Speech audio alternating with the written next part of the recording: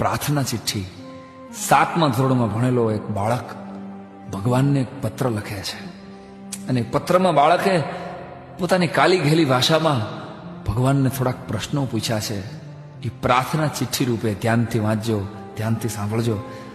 7મા ધોરણમાં ભણતો બાળક ભગવાનને પત્રમાં સરનામું કર્યું છે કે પ્રતિ શ્રી ભગવાનભાઈ ઈશ્વરભાઈ પરમાત્મા, શંખ ચક્રવાળા.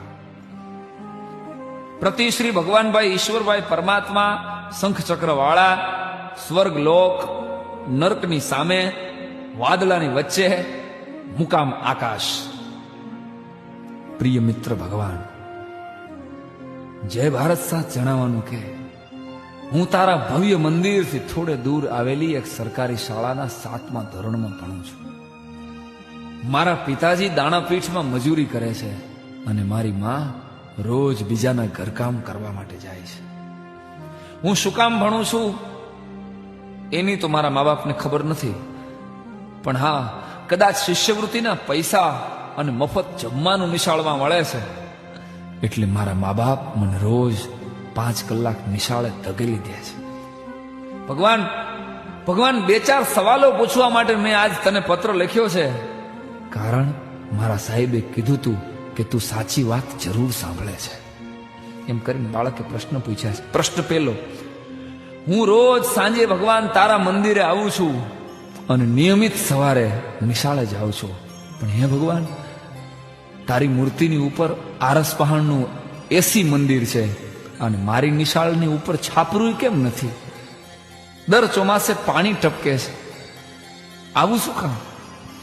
પ્રશ્ન બીજો: તને રોજ 32 ભાતના પકવાન પીરસાય છે અને તું તો ખાતોય નથી, અને હું દરરોજ બપોરે મધ્યાહન ભોજનના 1 મુઠ્ઠી ભાતથી ભૂખ્યો ઘરે જાઉં છું, આવું કેમ? પ્રશ્ન ત્રીજો: મારી નાની બેનના ફાટેલા ફ્રોક ઉપર તો કોઈ થીગડું મારવા આવતું નથી અને તારા પચરંગી નવા નવા વાઘા. સાચું કહું ભગવાન, સાચું કહું તો હું રોજ તને નહીં, તારા કપડાં જોવા માટે મંદિરે આવું છું.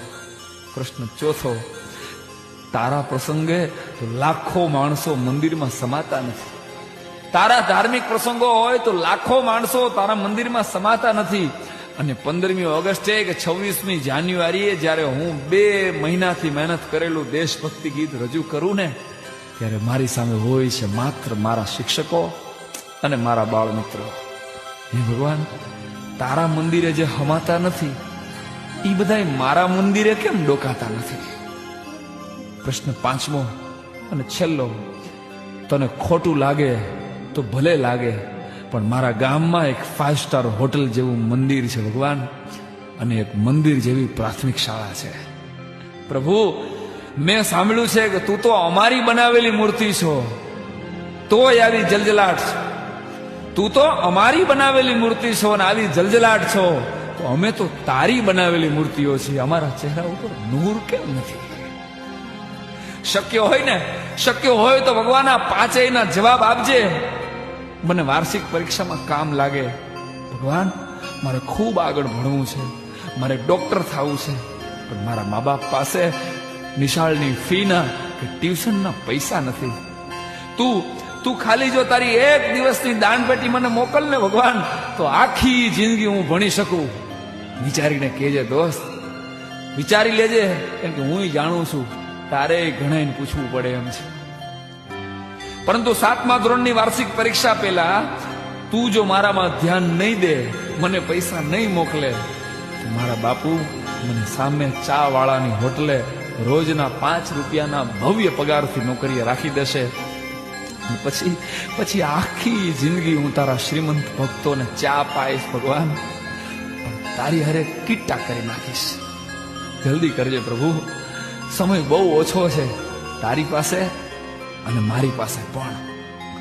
લિખિતન એક સરકારી શાળાનો ગરીબ વિદ્યાર્થી અથવા એક ભારતના ભાવિ મજૂરના વંદે માતરમ, વંદે માતરમ, વંદે માતરમ.